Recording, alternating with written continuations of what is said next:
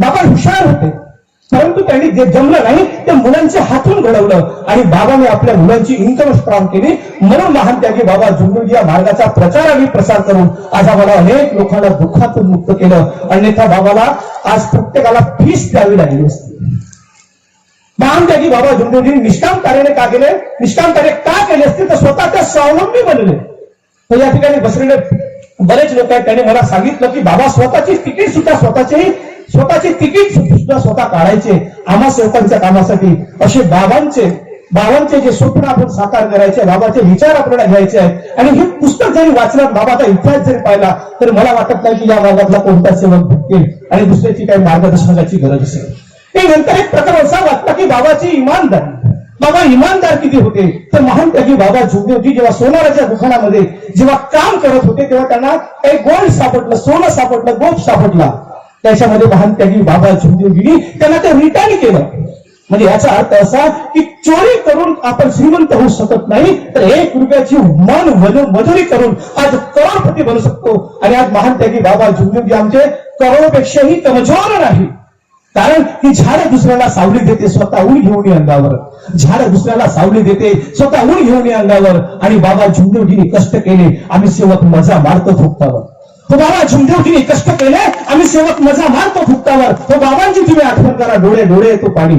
बाबांची तुम्ही आठवण करा, डोळे डोळे येतो पाणी. सारा समाला तुम्ही फिरून या, पण नाही मिळणार बाबा सुमदेवजीच्या वाणी, नाही मिळणार बाबा सुमदेवजीच्या वाणी. कारण त्यांचे विचार तुम्ही फक्त आत्मसात करा. आणि मी केलेलं आहे. मी थोडसा बोलण्यात प्रामाणिक आहे, तेवढाच आहे, कडक सुद्धा आहे. पण कडक जेव्हा एखादा शब्द निघते तेव्हा लाईव्ह लोकेशन सुरू होते आणि 4 मिनिटाचा 1 मिनिट होते आणि मग पुरा गोंधळ होते. तुम्हाला माहित आहे, म्हणून मला माहित आहे काय बोलायचं आणि काय बोललं पाहिजे. तर ठीक आहे, तर मी त्याच्यातून समजलं की नाही, बाबांनी हे जे कार्य केले ते स्वप्न आपले पूर्ण केले असतील आपल्या मुलाच्या रूपात. म्हणून स्वरूपांनो, पालकांनी भगवत रूपात आपला प्रपंच करून भगवत कृपा करा, पण आपल्या मुलांना शिकवा. हे आपल्याला बाबांनी अप्रत्यक्षपणे सांगून दिलेलं आहे. आणि जो मुलगा 10वी नापास होऊ शकतो तो जगातील 7व्या नंबरचा सायंटिस्ट होऊ शकतो. ही डॉक्टर मनोची करामत नव्हे, तर ही महान त्यागी बाबा सुमदेवजीच्या मार्गदर्शन आहे. हे लक्षात ठेवायला पाहिजे. नंतर झालं बाबाचं अगदी कमी. बाबाचे छंद कसे होते, आता जर आपण म्हणतो बाबाचे छंद कसे होते, पण विचार केला की बाबाची संगत कशी होती, तर बाबाचा छंद होता हनुमान चालीसा वाचण्याचा. सर्व लिहिलेलं आहे पुस्तकीमध्ये, बरोबर आहे. हनुमान चालीसा वाचण्याचा छंद म्हणजे बाबा आध्यात्मिक होते. म्हणून या मार्गातल्या सेवकांच्या मुलांनी आध्यात्मिक राहायला पाहिजे, या मार्गाचे नियमानेच चालायला पाहिजे. पण नियमावर जर आपण चाललो तर आपल्याला काटाही घडणार नाही. आणि महान त्यागी बाबा झुंजूजीला छंद होता कुस्त्यांचा व्यायाम, शरीराचा व्यायाम. बाबाकडून बऱ्याचशा गोष्टी शिकण्यालायक आहेत. म्हणून आपल्याला काहीही करण्याची गरज नाही. फक्त बाबाचं आपण आत्मचरित्र जर पाहिलं तरी आपल्याला हा मार्ग समजेल, असं मला तरुण मुलाला सांगायचं आहे. आणि शेवटी मी हे मुद्दे का वापरले हे सुद्धा मी सांगणार आहे. नंतर आपण जाऊ आईकडे. आईचं लग्न झालं, आताच सांगितलं. बापूजी बुर्डे, सोमाजी बुर्डे, एक विद्या समाजाचे एक प्रतिष्ठित व्यक्ती. मग एवढ्या चांगल्या घरची मुलगी एका गरीब घराण्यात तर तिचं लग्न झालं. महान त्यागी बाबा झुंजूजी यांची परिस्थिती त्या मानाने नव्हती. मग बायाने काय शिकलं पाहिजे या मार्गातून, शेवटी त्यांनी काय शिकलं पाहिजे, तर आईचं चरित्र बघा. आई मग श्रीमंताच्या घरची एका व्यक्तीची मुलगी, मग सर्वसाधारण कुटुंबामध्ये तिचं लग्न झालं. आईने पूर्ण कुटुंब सांभाळलं.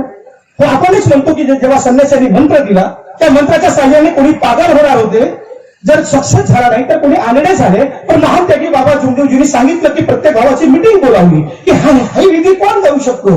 कोणीच तयार झाले नाही. मग तयार कोण झाली, मातोश्री वाराणसी. कदाचित आमची पत्नी असती तर काय केलं नसतं, अरे आपला तर पती सुज्ञ आहे, चांगला आहे, चल आपण वेगळं होऊन जाऊ, या घरातून वेगळं होऊन जाऊ आणि आपला प्रबंध थाटू. पण आईने निर्णय घेतला की मी विधवेचं जीवन जगणं पसंत करेन, मी विधवेचं जीवन जगणं पसंत करेन. परंतु तुम्ही ही विधी करा आणि माझा आत्मविश्वास आहे माझ्या पतीवर.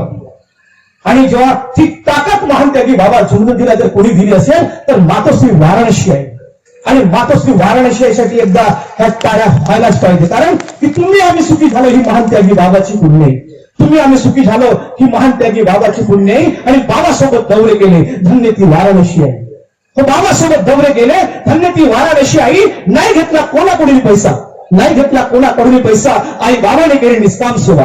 आई बाबाने केली निष्काम सेवा आणि खरा भगवंत डावणी दिला. फक्त बाबांचे तत्वशब्द नियम लक्षात ठेवा. फक्त बाबांचे तत्वशब्द नियम लक्षात ठेवा. तो दिवस तुम्ही आठवा की ज्या दिवशी आईने परमिशन दिली की तुम्ही ही विधी करा. मी माझ्या मुलाचा सांभाळ करेन, मी माझ्या मुलाचा सांभाळ करेन आणि तुम्ही ही विधी करणार. आणि ज्या पत्नीला, ज्या पत्नीची जी इच्छा शक्ती असते, जी ताकद पतीच्या मागे असते. एखादा आपला सेवक एखादा कार्य करतो, आपण म्हणतो एखादा सेवक म्हणतो की हा मला कामाला जायचं आहे, तर आमच्या सेवकीने बायला सवय असते ती टोकण्याची. मी तुमच्याकडे त्या गोष्टी करत नाही, मी आमच्या एरियातल्या गोष्टी करतो. तर आमच्याकडे तर टोकण्याची सवय असते. हे तुम्ही करता का, तुम्हाला जमेल का, आणि तिथेच कुठतरी आपली चूक होते. चांगलं जर काम असेल तर आपल्या पतीचा तुम्ही आत्मविश्वास वाढवा. तो कार्य सक्षम झाल्याशिवाय राहणार नाही. आणि हे दाखवून दिलं कोणी, मातोश्री वाराणसी आईनं. आणि त्या दिवशी महान त्यागी बाबा जुमदेवजींनी प्रतिज्ञा घेतली की हे मी विधी करणार. त्याच दिवशी तेही सुखी झाले आणि आम्ही सुखी झालो, अन्यथा हा दिवस आम्हाला दिसला नसता. हे त्या दिवसापासून, त्या माऊलीपासून हा दिवस दिसला. आणि अशा म्हणून आपण त्या मातोश्री वाराणसी आईची या ठिकाणी स्वागत करतो, माल्यार्पण करतो. हो, एवढंच नाही तर महान त्यागी बाबा जुमदेवजींनी या भगवत कृपा प्राप्त केली. पण मी तर म्हणेन की प्रत्येक कुटुंबाकडून जर महान त्यागी बाबा जुमदेवजींनी 10 रुपये जरी तिकीट लावली असती ना, 50 रुपये, 100 रुपये, 10 रुपये, तर सगळ्यात मोठी बिल्डिंग नागपूरला महान त्यागी बाबा जुमदेवजी यांची राहिली असती.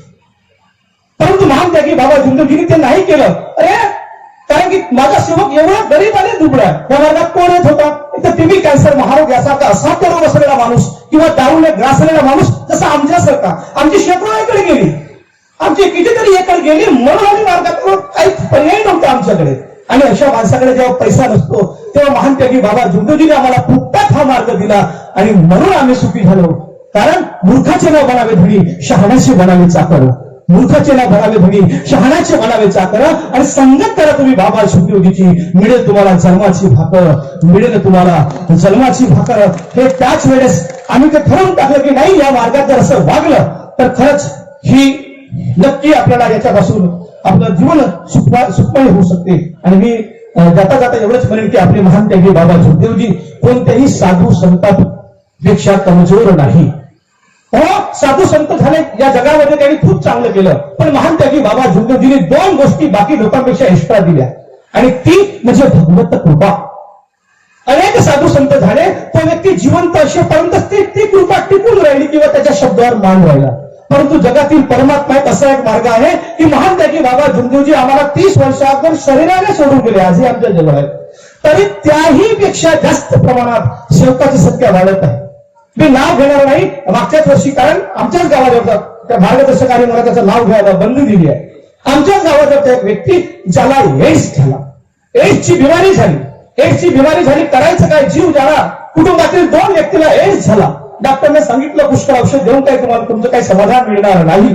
तेव्हा शेवटी ते मार्गदर्शकाकडे आले आणि म्हणतात, साहेब आम्हाला दोघांना एड्स आहे, मला आणि माझ्या मुलीला होते, तर कसं करायचं. मार्गदर्शकाने सांगितलं, मला ठीक आहे, कार्य दिले आणि 1 ते 2 महिने त्याला बरं वाटलं. आणि त्याच मार्गदर्शकाने जेव्हा डॉक्टरकडे 1 ते 2 महिन्यांनी पाठवलं, 7चे 11चे 21चे कार्य झाल्यानंतर, तेव्हा डॉक्टर पहिल्यांदा बसवलं आणि काय म्हणते, हे शक्य आहे का, म्हणजे काय, हो तुला आजपर्यंत मी तुझ्यावर ट्रीटमेंट करून राहिलो, की आताची घटना, ट्रीटमेंट करून राहिलो, तुला एड्स आहे आणि आज तुझी रिपोर्ट्स निघाय, आज तुझी रिपोर्ट्स मिळ कशी, हा मला पडलेला प्रश्न आहे. तेव्हा त्यांनी सांगितलं, तुम्ही औषध कुठली खाल्ली, म्हणजे साहेब आम्हाला असे डॉक्टर मिळाले आणि त्या डॉक्टर म्हणजे परमात्मा एक सेवकाचे मार्गदर्शक, आणि त्यांनी मला 7चे 11चे 21चे कार्य दिले. त्या कार्यामध्ये मला माझी एड्स सारखी बिमारी दुरुस्त झाली, हे तुम्हीच म्हणत आहात, रिपोर्ट तुमच्या हाती नील आहे. त्या डॉक्टरने लगेच हात जोडले की धन्य ते तुमचे बाबा जुमदेवजी, धन्य ते तुमचे बाबा हनुमानजी, धन्य ते तुमचे मार्गदर्शक. मग सेवक बांधवांनो, मला तुम्हाला प्रश्न करायचे आहे, एवढी ताकद आपल्या भाषी आहे, एवढी श्रीमंत आपल्या भाषी आहे, एवढी अवकाश आम्हाला बाबाने निर्माण करून दिली, मग आम्हाला मुलगी लोक पोरगी का देत नाही, याचा अभ्यास तुम्हाला करण्याची गरज आहे. मी हा अभ्यास 30 वर्षापूर्वीच केला, 29 वर्षापूर्वीच केला. 29 वर्षाअगोदरच मी या गोष्टीचा अभ्यास करत आलो की मला जर या मार्गात टिकायचं असेल, माझ्या वडिलांनी मार्ग घेतला, मला जर मार्ग चालवायचा असेल, तर या बाबांच्या या शिकवणीनुसार जर आपण चाललो तर जीवनात कधी आपल्याला काटा घडणार नाही असे मला वाटते. आणि म्हणून महात्यागी बाबा जुमदेवजी या जीवन चरित्रावर आपण चर्चा करायला पाहिजे की आपला बाबांचा मुलगा कसा शिकला, आपला मुलगा शिकला पाहिजे. बाबांची पत्नीचा म्हणजे आई वाराणसीचा स्वभाव कसा होता हा आपल्याला माहित पाहिजे. बाबांचे गुण कसे होते, बाबाला छंद कसे होते, ह्या गोष्टीचा जर आपण विचार केला, मला वाटत नाही की तुम्हाला पोथी पुराण वाचण्याची गरज पडेल, कधीही गरज पडणार नाही. कारण मार्ग तर पुष्कळ पाहिले पण परमात्मा एक सारखा नाही.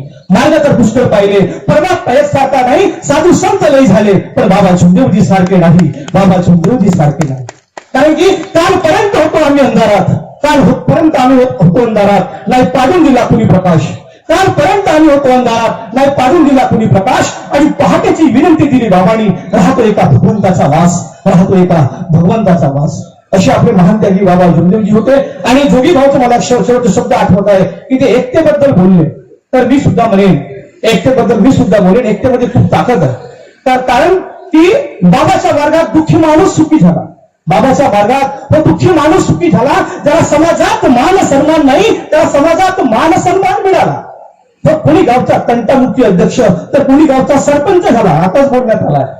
या ठिकाणी आमच्या आदरणीय धनराज भाऊ बसरे, त्यांच्या मिसेस म्हणजे आमच्या वहिनी, ह्या सुद्धा पंचायत समिती मेंबर होते आतापर्यंत, बरोबर.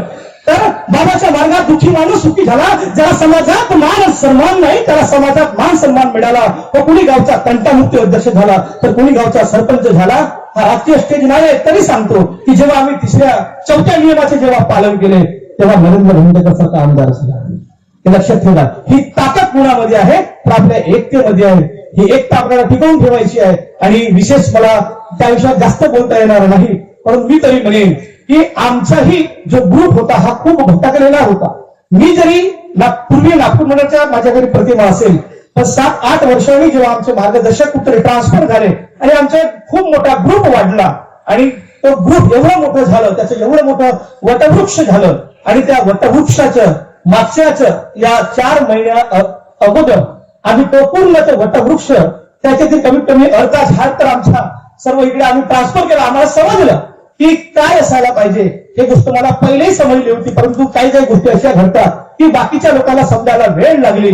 आणि आज पूर्ण टीम आमची नागपूर मंडळामध्ये जाईन होऊन आमच्या प्रत्येकाचे कुटुंब आज सुखी आहे. आणि मी तुम्हाला अजून विशेष सांगतो, या 3 महिन्या अगोदर आमचे मार्गदर्शक या ठिकाणी बसलेले आहेत. त्यांना फक्त शब्द मिळालेला आहे, त्यांना फक्त शब्द मिळालेला आहे. तरी 55 ते 60 कुटुंबाचे सेवक, संचालक मंडळाने या गोष्टीकडे लक्ष द्यायला पाहिजे की फक्त शब्द दिलेला आहे तरी 55 ते 60 साध्या कार्यातले लोक त्यांच्याकडे जुळलेले आहेत. विचार करा, ज्या गावात 2 ते 3 वर्षापासून काही मार्गदर्शक आहेत आसपास, त्यांच्या अजून आमच्या एरियात कोणाची एकही सेवक घडला नाही. आणि या 3 महिन्यामध्ये आज त्यांच्याकडे 55 ते 60 सेवक जुळले. त्याचा अर्थ असा की ज्या ठिकाणी योग्य मार्गदर्शन असते त्याच ठिकाणी लोकांची जुळण्याची जी म्हणजे ओढ असते ही तिथंच असते. म्हणून या ठिकाणी तुम्हाला मला खूप बोलायचं, मी नेहमीच बोलणारा माणूस आहे, पण एक लिमिट असते बोलण्याची. मला माहिती आहे माझ्या लिमिटपेक्षा मी जास्त बोललो. म्हणून शेवटी मी हेच सांगेन की माझा जर आवाज आमच्या एरियामध्ये जात असेल, लाईव्ह प्रोग्राम सुरू आहे आणि अनेक पालकांचे प्रश्न आहेत की हा प्रॉब्लेम का येत आहे.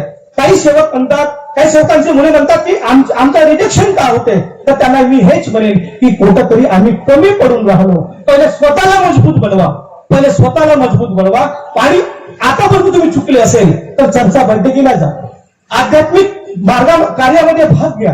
कारण का तरुण वर्ग विशेषतः संमेलनाला कोणत्याही कार्यक्रमात आमच्या एरियात दिसत नाही. ती फक्त मी ओढ पाहिली नागपूरला आणि नागपूर सारख्या ठिकाणी खूप ओढ असते. म्हणून माझी शेवटची हेच विनंती आहे की तुम्ही बाबांचाच आत्मचरित्र वाचून, ज्या प्रकारे मी हे पुस्तक वाचली आणि सुरुवात केली त्या पुस्तकीत मला जो जीवनचरित्र बाबाचं दिसलं, त्या जीवनचरित्राच्या आधारावर जेव्हा मी कार्य करत आहे तर आज माझा कुटुंब सुखी आहे आणि मी सुद्धा सुखी आहे. आणि बाबाच्या कृपेनं सुखीच राहील आणि मी या नियमाचं पालन आजीवन करेन. तर मी तुम्हाला एवढंच बोलू इच्छितो की तुम्ही मला बोलावलं, माझा मान सन्मान केला आणि एवढ्या मोठ्या स्टेजवर मला बोलण्याची संधी दिली.